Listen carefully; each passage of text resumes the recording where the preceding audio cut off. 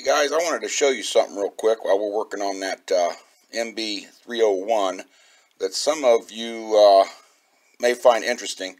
I don't know what your guys' kits will look like, but mine came with this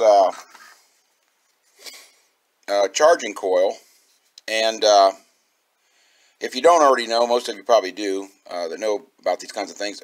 This is putting out AC. This puts out AC voltage. And so that has to be what they call rectified. In other words, it's got to be turned into DC somehow. And this is that typical red box that comes with the electric start kit. And I just wanted to show you that mine has built in a diode, which is underneath this shrink wrap that's pretty easily missed. So in other words, I'm checking ohms on it here, and I've got this set for... I've got this attached to that wire, and then this goes, and right here at this strain relief, it turns to white. I don't like that. That doesn't show. There we go. If you can see, this turns to white. So what that means is, and then it goes to this back side of that switch, which is right here, as white, and I'm going to connect that to the white. And as you can see, okay, wait a minute, my thing fell off. Oh boy, yeah, this is about half rigged because I'm holding this camera in my hand. Yeah, it's cell phone. So here we go. I've got the hook back up, black, and it's going to my testers. And I'm going to hook into my white wire here, which is soldered to the back of the switch. And, shiitake mushrooms. You know what I'm saying? Hold on a minute here. Wow, this guy does not have his act together. Right. So I'm plugging into the white right there. And as you can see, I'm just intermittent here. I got connect. So now I'll switch these around. I'll put my red wire on the bullet end here. Not very good about keeping this in frame. So now I'm still connected. And I go back to my switch, back side of my switch. I'm going back to the white, right here. And yeah, I got nothing. And that's the characteristic of a diode. So it's all one wire. Going back to the white. And I got nothing. Because, why is that? Well, because that's how a diode works. It only allows current to pass in one direction. So what does that mean? Well, what that means is AC stock, these typically put out 3 amps. Just this one by itself. This would put out 3 amps. So going through this diode, which I decided to go ahead and use this. I'm going to take that dual pack back out because I got LED headlight, which hardly use any juice at all. And it's a blue moon when I ever even need my headlight and I drive at night. I'm going to put this back in just because for sake of ease, I want to see how this kit performs by itself. Now that I've found this diode right here, now I can understand this puts out 3 amps and then rectified. In other words, going through this one-way street, it's going to put out 1.5 amps. And that's just fine for me. I know that doesn't sound like a lot, but my battery's only 6 amp hour, and when they want you to charge that anyway, it's at a, if this will focus, I'll show you. Yeah, it's not going to happen, is it? Hold on a minute here. There.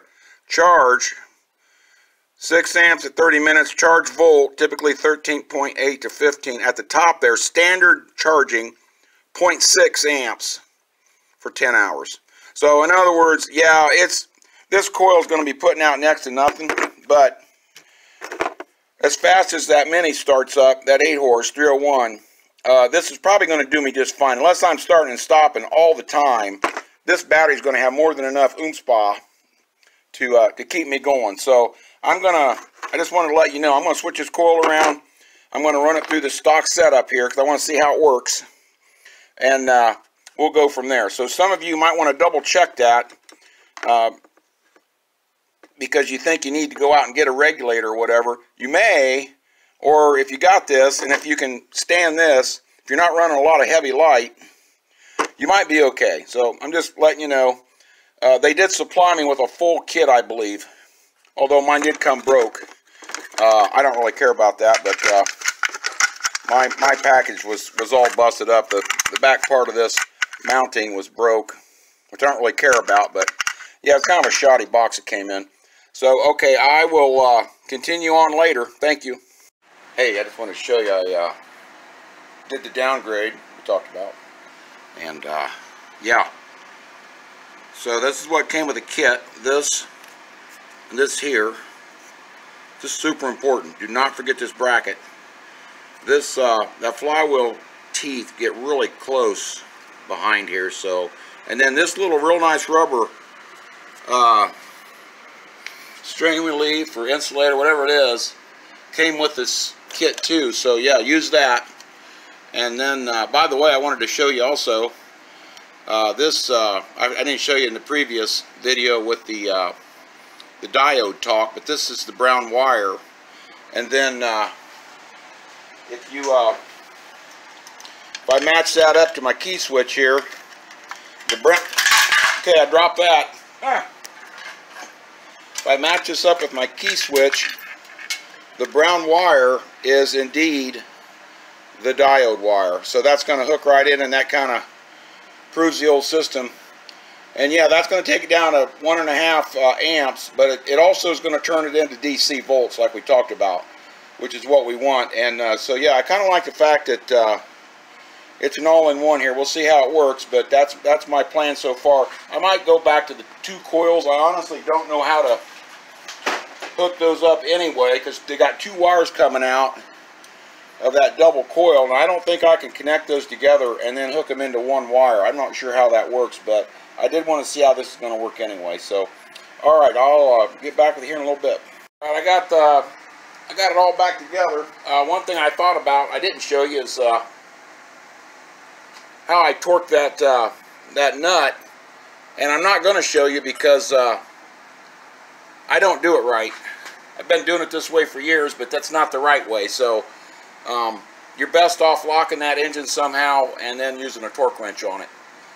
So I just wanted to let you know. I didn't forget that, but I'm not teaching you that. I'm not teaching you anything, actually. I wouldn't recommend this to anybody, but I did want to show you how close.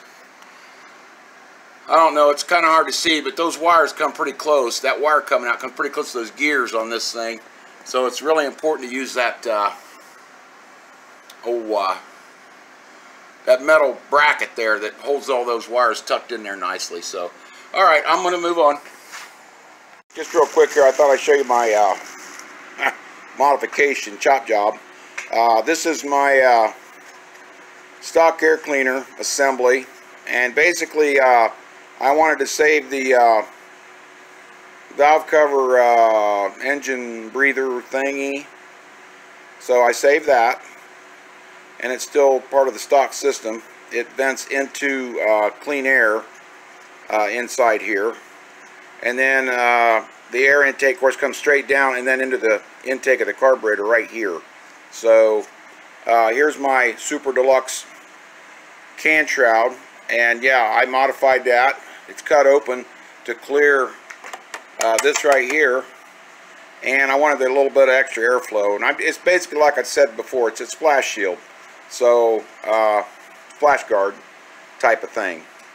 And this air cleaner came with this unit, and it breathes really well. It's pretty big, I thought, for being what it was.